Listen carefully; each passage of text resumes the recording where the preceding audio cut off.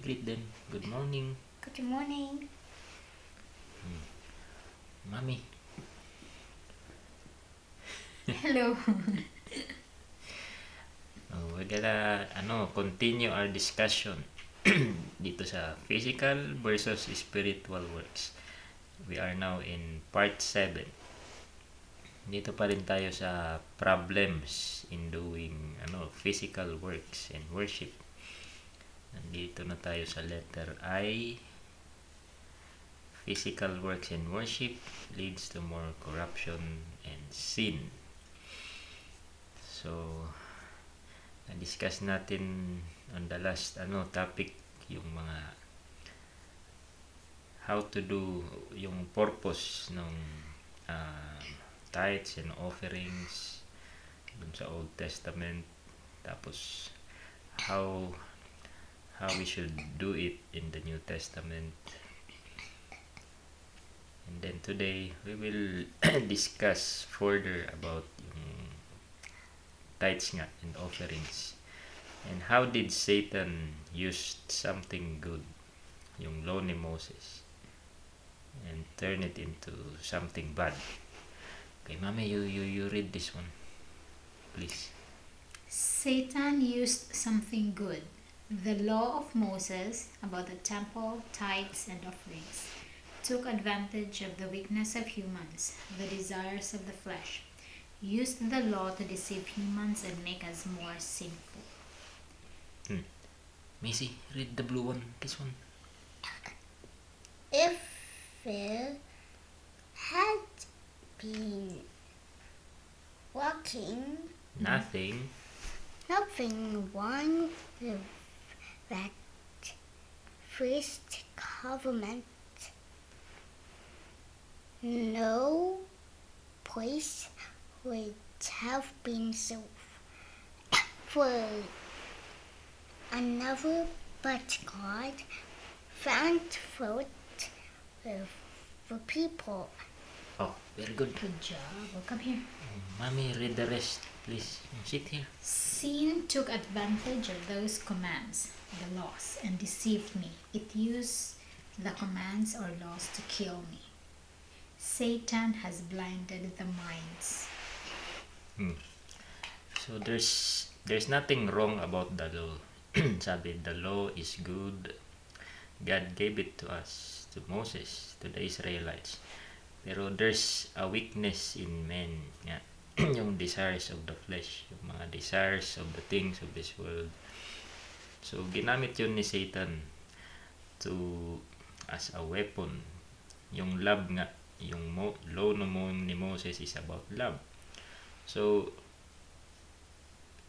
ang tinira ni Satan is yung love mismo. That's ito ang pinaka-importanteng pinag-uusapan na dito sa mundo, love. So gumawa tayo niyan ng dito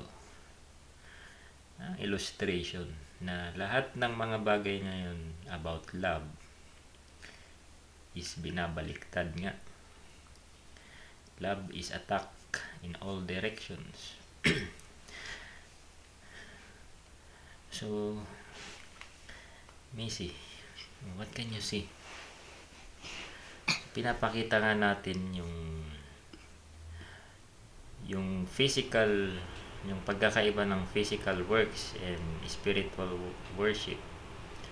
Yung spiritual works and worship, it looks like this. Yung genuine love, para siyang makikita mo, Mami? What can you see, Macy? Are you attracted to it? The tree and the fruit? Hindi, di ba? Siya parang natin na para siyang napaka bland, black and white. So, pero ito yung totoo. Hindi siya attractive. Pero yung impostor na sinasabi, siya, mas attractive nga. So, ginamit ni Satan yung law na binigay sa mga tao about love. And he turned it around. He used the weakness of men So, ang gusto natin dito i-connect, yun ngang law about physical works in worship, like yung mga sacrifices, offerings, yung mga temple building, lahat ng mga physical works in worship, it leads to, ito na nga, lahat ng kasamaan. It leads to hypocrisy. Mami, read this one. The non-acceptance of the truth, lies, pride, boastfulness, inequality, selfishness, materialism, deceit, covetousness, injustice, hatred, murder, violence, hypocrisy, etc. So, ang pinakaano kasi niyan, yung, di ba may dalawang trees doon sa Eden, yung nasa Genesis. So, yung the tree of the knowledge of good and evil, yun ang pinili ni Adan saka ni Eva, di ba? So, parang ano yun, impostor na God is love nga. Sabi ni Satan, if you eat this fruit, you can be like God. Magkakaroon ka ng eternal life. You will be good like God. Pero kabaliktaran yung nangyari. So, nagpapakita din siya sa labas, love. Papakita siyang angel of light, lamp din siya. Parang can of worms, di ba? What can you see, Macy? What's this? A can. It's a can. Yung brand niya, yung label niya sa labas is love. Pero pag binuksan mo, Can? yes, it has full of worms. Pag nakasarado pa siya, di mo alam. So, ang pinapakita natin dito, kinoconnect natin yun nga, pag tingnan mo sa labas, love, mga physical sacrifices, offerings, mga temple worship, lahat ng mga ceremonias, rituals, it looks very good. Pero, yun nga, it leads to a can of worms. Pag binuksan mo siya, pag sinearch mo yung mga epekto niya, if you search the history, lahat yan, ito ang kinakalabasan. Galatians 5, the desires of your sinful nature, results are very clear. Sexual immorality, sorcery, blah blah blah. So, we will study further yung sa history nga ng mga, magbibigay tayo ng mga examples. So, i-trace. So, para nga siyang impostor from, nagpapakita siya as an angel or a lamb, parang si Jesus nga, pero ang totoo, it is a wolf, it is the serpent. Mami, read this one. The serpent, or sin, took advantage of the faults or weaknesses of the old covenant or laws of Moses. Something good, love or law, was used to unleash more sin and death. The old covenant with fault, mediated by a man, Moses. Kasi ang mediator nun, tao lang. So, yung new covenant, si Jesus na mismo, God yung nag-mediate, yung namagitan. So, kung mababasa mo ang Old Testament, lahat yan about condemnation, ministry of condemnation. Lahat patayan, lahat mga kasamaan, lahat mga pinapakita sa atin ni God gaano tayo kasama, di ba? Yung law daw, the law was given for us to realize what our sins are. Di ba? Read this one, Macy. Ay, ikaw, Mami. These are not the main or good works of fruit or fruits of the Spirit referred to the Bible. It's an apple. Yes. Read this one. Evil people. And twist It's tree. Yes. But evil people and impostors will flourish. They will deceive others and will themselves be deceived. Tinutukoy dito nga yung mga spiritual powers, rulers, and authorities of this world. Yung mga religious leaders na nag-i-impose pa rin ng physical works in worship. Sila yung mga tinatawag na impostor. They will flourish. Talagang dadami. And we can see it. Exactly nangyari. This was written thousands of years ago. They will deceive others and they will themselves be deceived. So yung mga religious leaders na to, they are thinking na they are serving God. Na-servant sila ni God. But in reality, all of them are deceived. At kasama tayo dyan before, when we were still slaves of this old system. Ito yung tinatawag na old system of worship kasi. We will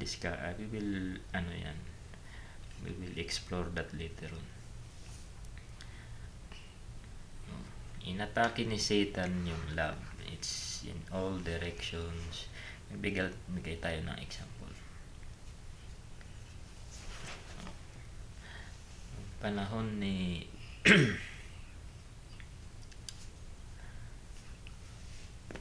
panahon ng mga ng mga Pharisees, di ba? So, sasabihin, read this one, Macy. Read the title. God is worth worship him at temple. So, yung command, the law is to love God. Tapos may pinagawang temple, di ba? Then the people will worship there, will give their offerings. So, yan ang pinaka-cover, di ba? So, imaginein mo yung lata, sarado pa, lalagay love. Pero nung in-execute na ng mga tao, nakita ni God yung mga weakness nga ng mga tao. It resulted to, it's actually a can of worms. So, it leads to pride, inequality, and injustice. Kasi yung religious leader, he asserted authority. Imbis na lumabas nga yung love, yung humility, yung hindi ka magbo-boast, you will not lord over the people. You will serve the people. Naging mayayabang, they assume authority, they assume lordship. Kinamkam nila yung mga yung mga lupa ng mga tao, and they were giving lots of ginamit nila yung law about offerings, about tithes for financial gain. Read this one, Mommy. Pride, inequality, injustice. I am the authority, the teacher, the leader. I am appointed by God. I am the leader even before you were born. Don't teach me, you only listen. We need more money for the temple. Evict those peasants from their land. Example yan. Ang lahat ng mga religious leaders, karamihan, nag-flourish, ganyan. They are asserting authority. Yun nga. They are ruling the people. They are lording over the people. Sinasabi nila, they were sila yung sugo, sila yung binigyan or inappoint ni Moses, ni God. So, it leads to lots of negative things. Maski yung mga tao, they are proud, mayroon ding inequality, unfaithfulness, injustice, idolatry, selfishness, everything. So, you can just read all of this dito sa This is 2 fruits and 2 trees. So, gusto natin dito ipakita yung how Satan manipulated the people using the law of God. Kaya sabi ni God, ano yung sabi ni God? Ano yung purpose niya? Ba't niya pinadala si Jesus? To free us from all of this, from the law, from the basic spiritual principles of the world, itong mga namumuno. So, yun na ginagamit yung tithes and offerings, yung mga temple, ginagawa sa temple, lahat ng offerings as a cover. Pero it leads to all of these things: pride, inequality, injustice, hatred, envy, lies, hypocrisy.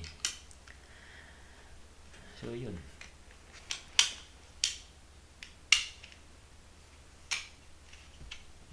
Read this one, Mommy. In the Old Testament, physical tithes and offerings were meant to be given directly to the Levites, the needy and poor brothers or sisters, and for building the true temple and its function. Missy, read the first sentence.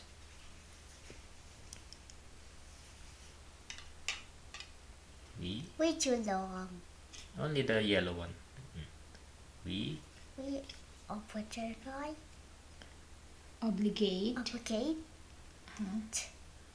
ourselves to bring the first fruit of our ground and first fruits of the fruit and every tree year by year to the house of the Lord. Also to bring to the house of our God, to the priests who minister in the house of our God, the firstborn of our sons and our cattle, and it is written in the law, and the firstborn of our herds and of our flocks, and to bring the first of our dough and our contributions, the fruit of every tree, the wine and the oil, to the priests, to the chambers of the house of our God, and to bring the Levites the tithes from our ground. For it is the Levites who collect the tithes in all our towns where we labor. Dito na tayo sa main proper ng tithes. Ano ba talaga yung tithes na pinag-uusapan sa Bible? Kasi ginagamit nga ito ngayon yung mga religious leaders who are still lording over the people. They are using the law of Moses to enslave the people to the law again. And they are doing it for what? Financial gain. So, ang original talagang ng tithes is it is given to the Levites. Sila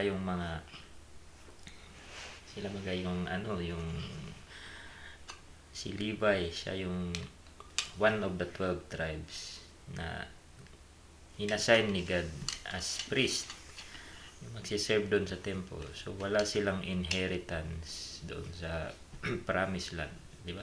So yun ang ini-illustrate sa atin ni God na yung mga kapatid natin, yun nga, pag walang trabaho,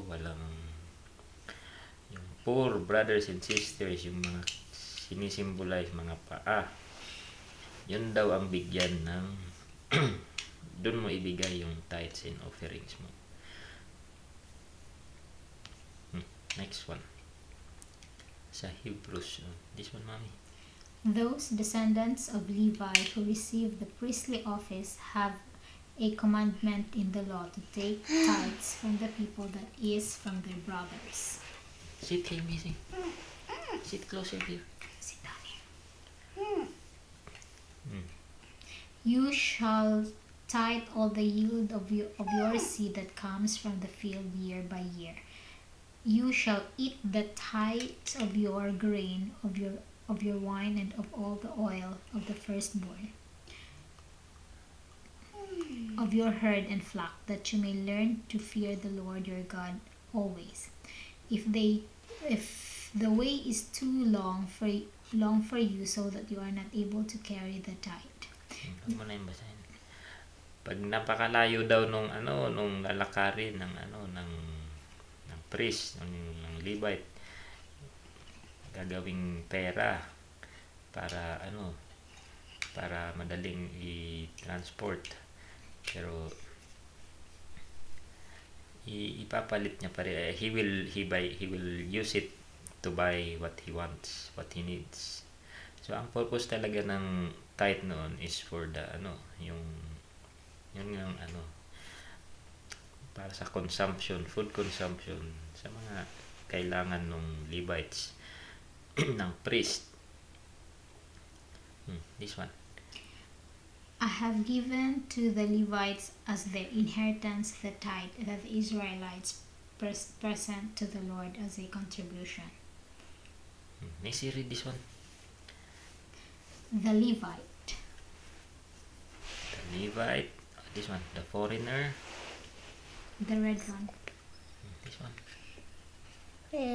The foreigner. Whatever the fathers and the widow within your gate may come and eat and sacrifice. Hindi lang yung mga Levites, pati yung mga vulnerable, foreigners, the fatherless, yung mga orphans nga, the widow, yung talagang ito yung mga widow na wala ng anak, wala ng asawa, na talagang nagre-rely lang kay God for help. Yun daw ang tulungan. The Levitical priest. The Levitical priests, indeed the whole tribe of Levi, they are to eat the offerings. The Lord is his inheritance. Sabi niya kay Levi, he has no portion or inheritance among his brothers. The Lord is his inheritance. So, gusto natin ditong i-clarify talaga ano yung command, ano yung law about the tithes. Kasi ginagamit niya siya ngayon. Sabi ni God, para to sa mga priest, para to sa mga mahihirap. Yung priest kasi, si Levi nga, siya yung walang ari-arian. Walang-wala sa 12 na magkakapatid. So, parang siya, illustration para sa atin. Na yun ang tutulungan mo, yung mga vulnerable, mga walang-wala. Read this one, Mommy. They will surely This one. Religious services. Religious services, tithes, and offerings were not meant to be given to false temples, false religious or churches, and their false religion leaders, false prophets or teachers. So yung offerings, religious offerings, tithes, lahat ng mga sacrifices, dapat siyang ibigay dun lang sa tamang temple. There's only one true religion, one true church. Hindi mo, pag magbibigay ka ng offering or tithes, make sure doon sa tama. Kasi pag mali, you are doing idolatry nga, and may sinasabi si God na may sinasabi siyang illegal worship, yung hindi niya kinamand. Yung example sa Bible, yung idolatry ni Solomon. Si Solomon, he was a good man initially, and then nung lumaki yung ulo niya, read this one, Mommy. They will surely tempt you to follow their gods. Solomon was obsessed with their love. He had 700 wives who were princesses and 300 wives who were concubines. In his old age, his wives tempted him to follow their other gods. He was no longer committed to the Lord his God. Solomon built an illegal worship site on the hill east of Jerusalem. So, dahil ang dami niyang asawa, iba-iba yung mga kultura, iba-iba yung mga tradisyon, galing sa mga neighboring countries. So, nadala si Solomon sa idolatry, sa religion ng iba. So, he was nag-aalay na siya dito sa mga ibang mga religion.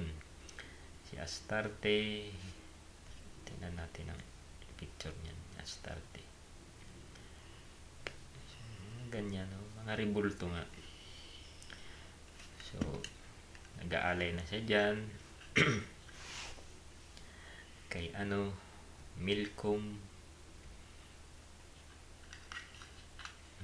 Mga ganyan. Mga Diyos-Diyosan. Mga Takot. rebulto. So, sasabihin ng iba, kasi yan mga, talaga yan, ibang itsura daw ng rebulto. Sabi nga natin, the past discussions, it doesn't matter anong itsura niyan. Idolatry is idolatry. You are desiring what is in that idol. Yun ang gawa ng tao. The wealth attached to it as well. Diba? Si Chemosh,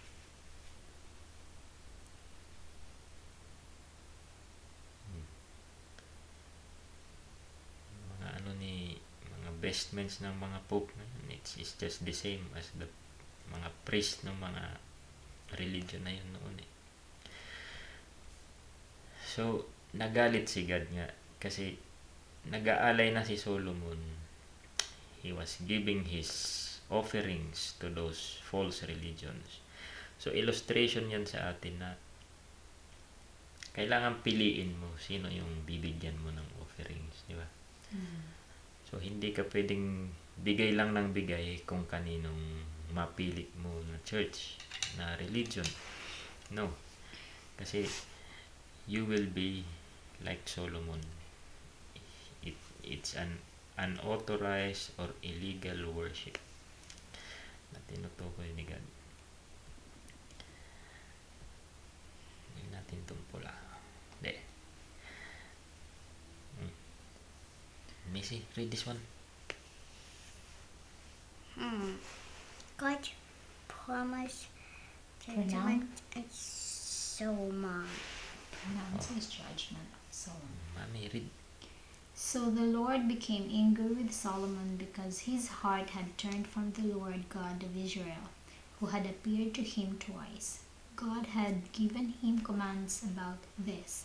He told him not to follow other gods, but Solomon did not obey God's command.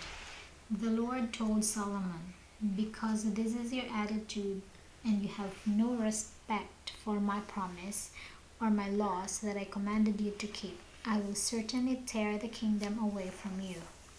Nagalit si God. Talagang talo to si Solomon eh.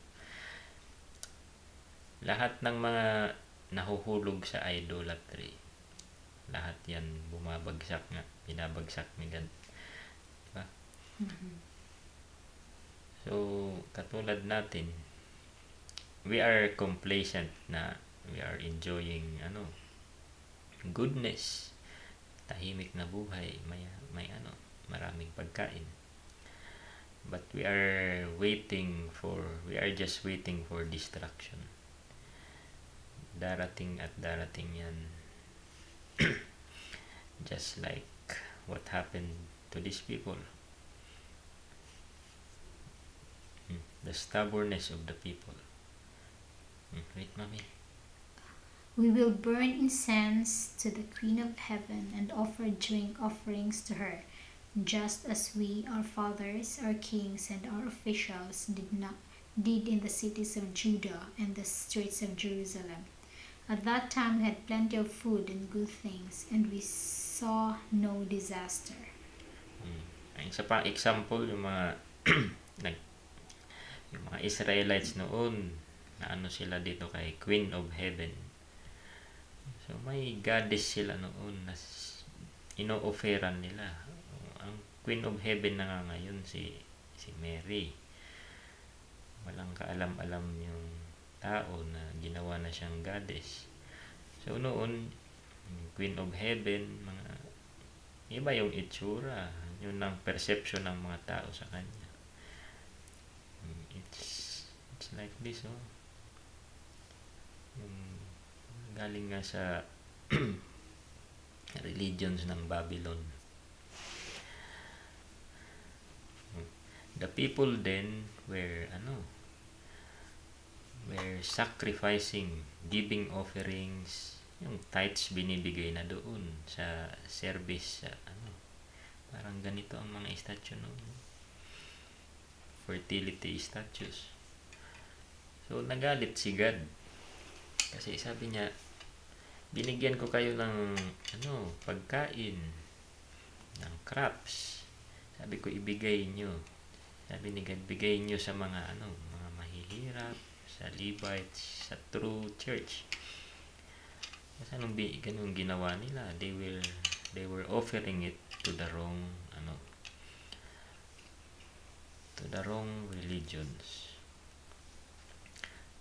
This one, tithes. Tithes and offerings were mandatory, meant to be given as good or basic provisions like food, drink, and etc., not money. If money, there's a penalty of 20%, so one must give 30%. Value of tithe plus 20%, not 10%. Kung strictly speaking, kung talagang magpapa-under ka sa law na yan, again, ito ang nakasabi. Read this one. Read the yellow one. This one. Thus, First, any I need to tithe type from a land, whether from a seed of a land, of a fruit of the trees. belongs to the Lord. Honey, It is holy to the Lord. If a man wishes to redeem part of his tithe, he must add a fifth, 1/5 or 20% to its value. pag sinabing redeem,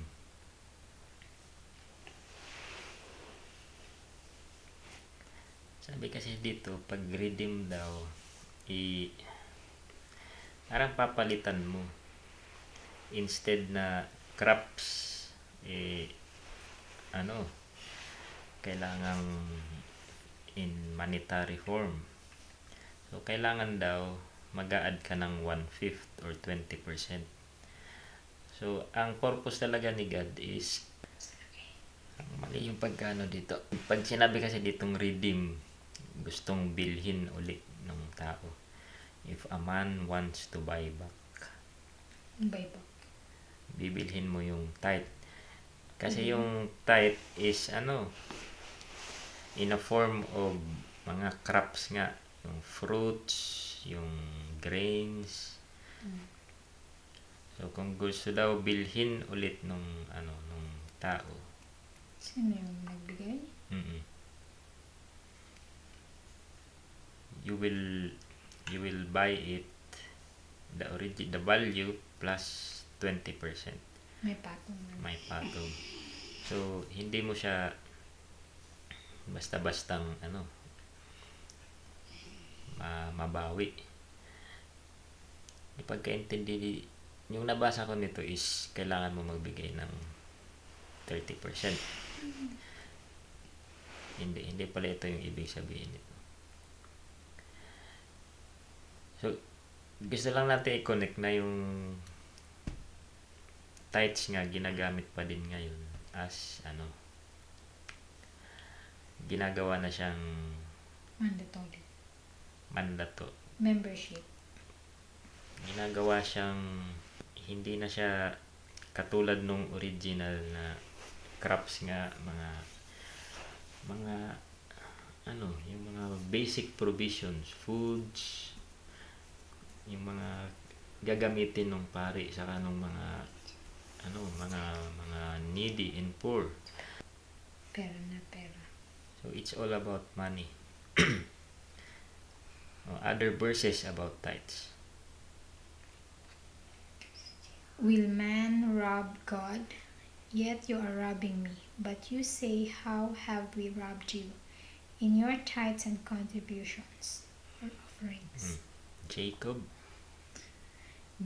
made a vow, saying, if God will be with me and will keep me in this way that I go, and I will give me bread to eat and clothing to wear.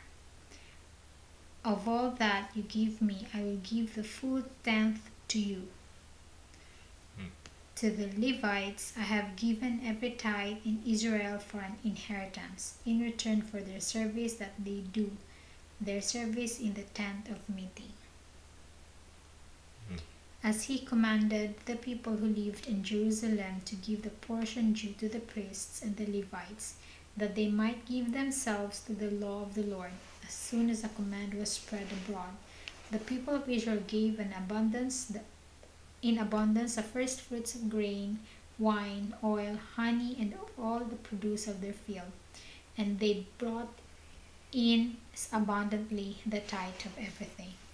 Ito yung mga supporting verses. Ano ba talaga yung tithe? Anong ginagawa sa tithe? So, mga basic provisions nga siya sa Levites, dun sa temple, yung mga mahihirap. Dapat talaga basic provisions. Pag ibabay back mo, you will pay additional of 20%. Kung sinusunod mo pa yan, parang ang dami nga mga provisions sa tithes, about tithes. Binago na yan ni Christ. I-explore natin na naging na siyang obsolete. So, i-discuss natin later on. Let's go to this one. The priests today are copying the Levitical priests, the temple, the functions, the tithes, the offerings, etc. The system of worship was made obsolete by Christ. The Levitical priests have direct commands and specific instructions from God. The priests today have none. Therefore, all their activities and claimed asserted authority are false, unauthorized by God. So, example, mga priest and even other religions, may mga kinakapi nila nga yung Levites. Na-discuss na natin to doon sa di ba? Parang blood part. Part 3 ba yun? So, ginagawa pa rin ngayon yung old system of worship. So, may mga priest, may mga ritual, may temple, tabernacle. So, mga ganyan. We're just looking at examples. Sa mga Hindu, mayroon din silang mga priest. Pare-pareho nga ang mga system of worship. May mga idols din. They have temples. May nag-o-offer din ang mga tao. Missy, look, what can you see?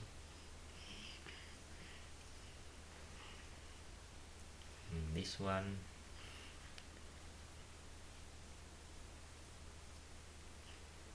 Mga monks, di ba, mga Buddhist, meron din silang mga may idols, may priests, may temple, offerings. Diba? This is sa Catholic nga yung pinaka famous yung Catholic. Yan.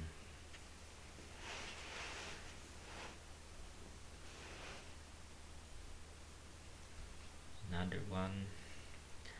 Yan. Church of England. Nag-separate na rin pero pareho din ang ginagawa. May mga priest din sila. May babaeng priest dito sa Church of England.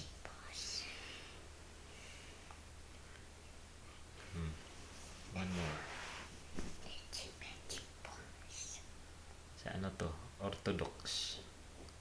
Sa mga Russians, di ba? So, mayroon din silang mga pari. They have all those ceremonies, rituals.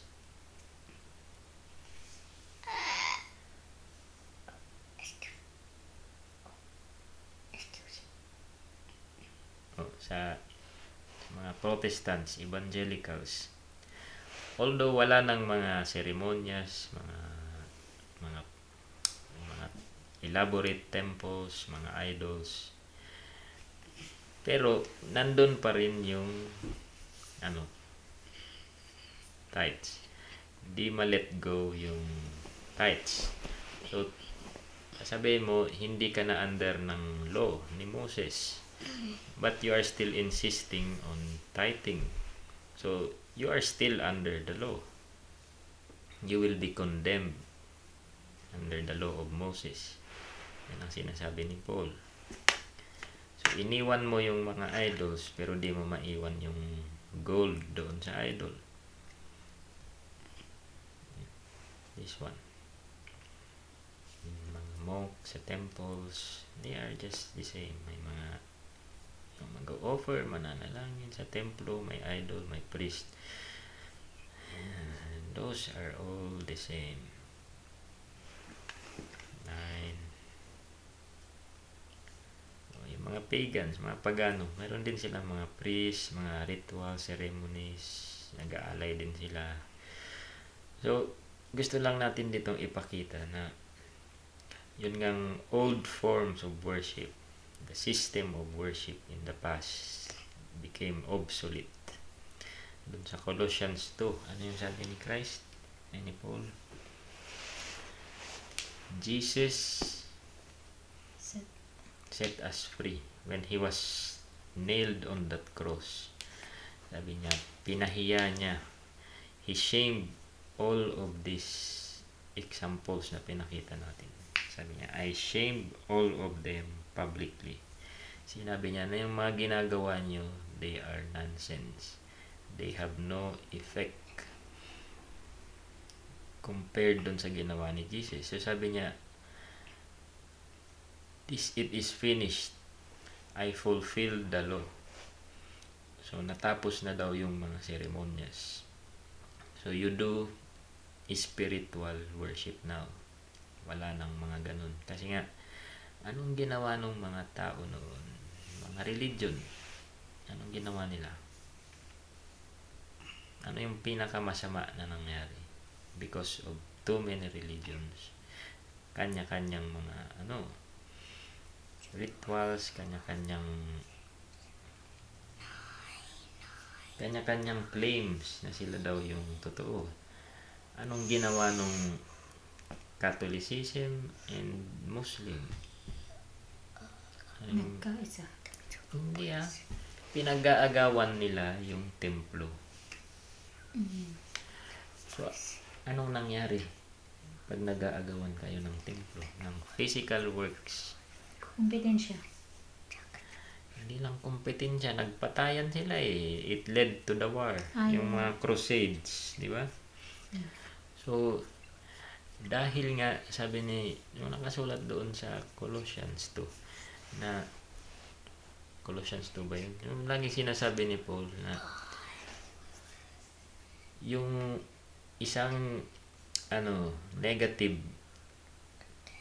part of physical work and worship, yun nga, it led to envy. Nag-aaway-away yung mga tao. Kasi, nagkiklaim sila kung sino yung totoo, sino yung priest, sino yung kaninong temple ito. So, imbis na maging maganda nga, the law of God, love, it should lead to to goodness. Naging masama. Kasi, nag-aagawan na ng templo, nag-aagawan sa offerings, nag-aagawan ng followers. Di ba? And it's all about influence, political power, at pera, financial gain. Kanino ba ibibigay ng mga tao yung pera nila? So, So sino yung mas maraming followers, yun ang mas mayaman. So yun ang sinasabi ni Jesus na ayaw ko niyan. Sabi niya, I made it obsolete. That system was obsolete. So ito yung mga supporting verses. Macy, read this one. Speaking of a new commandment, He has made the first one Obsolete. and what is authorized against And aging. will soon disappear. Sinabing obsolete. Ano yung sabihin ng obsolete? Hindi na effective. Luma. Nag-fade away. So yung Greek niya is palayo. Read, mami. Ito mo si Macy. Sit here. Palayo. To make or declare old. I make old. Declare obsolete. Pass. I grow old. Become obsolete. So talagang it came to pass. Nag-fade away na daw yun. This one. The former things. The former things are come to pass, and new things do I declare. I am about to do something new. Even now it is coming. If any man be in Christ, he is a new creature. All things are passed away. Behold, all things are become new. Macy, read this one.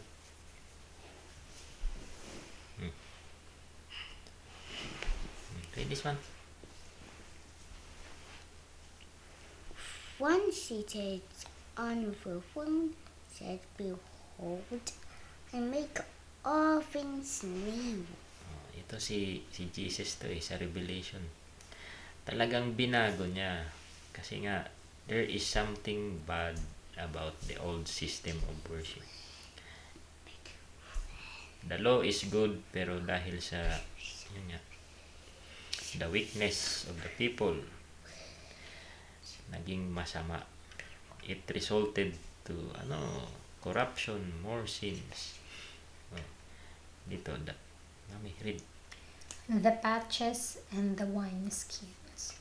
No one tears a piece of cloth from a new garment and sews it on the old one. If he does, he will tear the new garment as well, and the patch from the new will not match the old. No one pours new wine into old wineskins. If he does, the new wine will burst the skins. The wine will spill, and the wineskins will be ruined. Instead, the new wine is poured into new wineskins, and no one after drinking old wine wants new, for he says the old is better. Naintindihan mo dyan. So, yung parable na binigay ni Christ, just to illustrate yung physical versus spiritual works, yung itatagpik mo daw, yung kung may luma ka na, may bago kang damit, ay may luma kang damit na may butas. So, di ka daw puputol ng piece of cloth doon sa bago para itahi mo doon sa luma para maging maano mo yung butas. Kung gagawin mo daw yan, you will destroy the new garment. Tapos yung patch na ilalagay mo doon sa lumang damit is hindi magmamatch. So ano yung ibig sabihin niya diyan? Yung yung old system of worship, hindi na siya pwedeng hindi mo na siya pwedeng i-carry over doon sa new system of worship. So parang ang binigyan niya kasi sinong binigyan ni Jesus nung pinaka-command? Yung mga tao, di ba? Yung yung tinutukoy ditong parang wineskin o lalagyan is yung mga yung mga teachers niya, yung mga Yun sanang mga Pharisees, mga teachers of the law, yung mga religious leaders doon sa Israel, sila dapat yung magtuturo ng yun ngang yung the goodness of the law. Pero naging masama. Sila yung tinutukoy na old wineskin or old garment or old wineskin, yung lalagyan ng wine daw na luma. Di mo na yun pwedeng gamitin sa new wine. So itinutukoy doon yung mga tagapagturo daw noon, di na pwedeng gamitin sa sa new covenant. So ginamit niya is yung sinong ginamit ni Jesus. He entrusted his words to mga disciples niya, yung mga walang kaalam-alam. Sabi niya, you pinakita daw ni God yung word niya, yung wine, yung water, doon sa mga babes, in the mouth of the babes, yung mga inosenteng tao, mga sila nga Peter, yung mga walang mga lang sila fishermen. I-compare mo doon sa mga Pharisees, mga sila talaga yung may mga pinag-aralan sa religious law ni Moses. So yun tinutukoy na wineskin, mga tao na yun daw mga educated, yung may mga pinag-aralan, mas parang hindi pa sila, mas lalong hindi naiintindihan.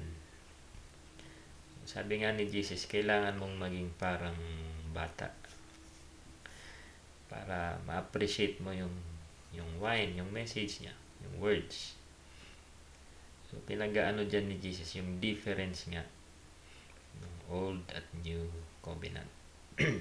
Hindi pwedeng magkatugma, ay parang hindi compatible na kung ka pa, para ka pang Pharisee, slave ka pa nung law ni Moses, ng old covenant, parang hindi compatible sa'yo yung new wine, yung words ni Jesus sa new covenant, diba? Next, ano pa yung example dito?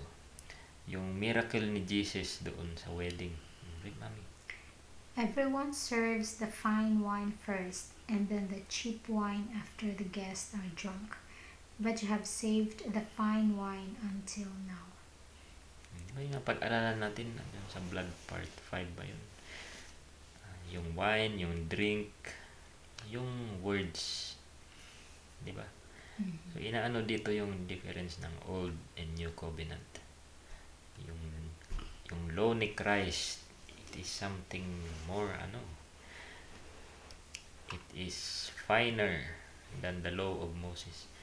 Read this one. You read it. Read the title. The temple come to Pass. for Faded. away my Obsolete. Obsolete. So ito sa to, this is in Britannica.com. Sa history, Mami, what happened to the temple? There is no known detailed plan of the second temple, which was constructed as a modest version of the original building. It did not include the ritual objects of the first temple. Of special significance was the loss of the ark itself. Temple's destruction on the 9th and 10th of Av 70 CE. So, ano yung fate ng temple? Ng law ni Destruction. Moses? Nasira siya. Kasi sinasabi ng mga tao, for example, nakikipag-diskusyon, di ba? So, bakit daw yung mga disciples noon after the death of Jesus pumupunta pa rin sa temple? Kasi nandun pa nga yung temple. Yung sabi ni Jesus, mag-fade away. The old covenant, the old system of worship is fading away. So it took how many years? 70 years. Namatay si Jesus nasa kailan? 30. Nasa 3 CE siguro. So it Okay. parang after the death of Jesus, di ba? AD, parang ganyan. BC, before Christ. So it was parang 70 years after the death of Jesus. Yun nga, nasira nung Roman Empire yung temple. So ito na nga yung katuparan nung sabi ni Jesus na the the new system of worship, spiritual worship, nandito na, sabi niya. The temple will just fade away. Ano nga yung second temple na yun? Napag-usapan natin to. Nung pinag-reconstruct ng mga Israelites, may human attempt, human effort. Wala nang kagandahan. Wala nang ritual objects at wala na doon yung Ark of the Covenant. So parang napipilitan na lang. Wala nang command ni God. Kasi yung unang temple is may detailed instruction yun si God eh. Talagang may siya. Blueprint. Yung glory ni God nandoon. So, compare niyan yung physical versus spiritual works. The last verses. It was constructed exactly as God had directed Moses, according to the pattern he had seen. The place where they serve is a copy and shadow of what is in heaven. This is why Moses was warned when he was about to build the tabernacle. See to it that you make everything according to the pattern shown you. You must not add or subtract from what I commanded you. So, ang tinutukoy dito, alin to, Mami? Yung temple. Yung first temple. So, dapat daw mayroong pattern. Exact pattern from God. Mayroon dapat sinusunod dapat yung talaga yung instruction ni God. Make everything according to the pattern shown you. You must not add or subtract from what I command you. So, gusto natin ditong ipakita na yun ngang temple na in-instruct ni God noon, wala na. It was destroyed. Ngayon yung ginagawa ng mga pari ng iba-ibang religion. Anong masasabi mo dyan? Wala silang command under God. Diba? Yung mga pinakita nating examples. Read this again, Mami. The priests today are copying the Levitical priests, the temple, their functions, the tithes, the offerings, and etc. The system of worship was made obsolete by Christ. The Levitical priests have direct commands and specific instruction from God. The priests today have none. Therefore, all their activities and claim or asserted authority are false, unauthorized by God. Dagdagan pa natin itong illegal. Nung si Solomon ng nagsasarili siya ng worship. It was called illegal worship. Diba? Kasi wala kang command under God. Walang blueprint na binigay sa iyo na magtayo ka ng temple na yan, na magkolekta ka ng pera, ng offerings, ng tithes. So wala kang anong tawag yan? Direct command. Hindi ka in-appoint ni God para gawin mo yan. Walang authority. Although kiniklaim nga, for example, ng Catholic, si Pope, siya daw yung authority. But no, that system of worship was made obsolete. The temple, yung mga physical buildings na yan, kasi nga, it has negative effects. Kung under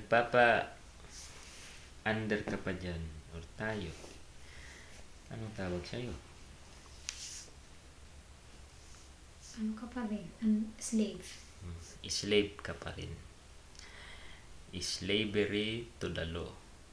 Slavery to idolatry, to the rulers, spiritual rulers, authorities of this world, and the basic spiritual principles of this world. So, kahit daw anong gawin mo, you will be sent away. Kasi nga, yung talaga, yung salvation, nababase siya sa if you are slave or free. Di ba?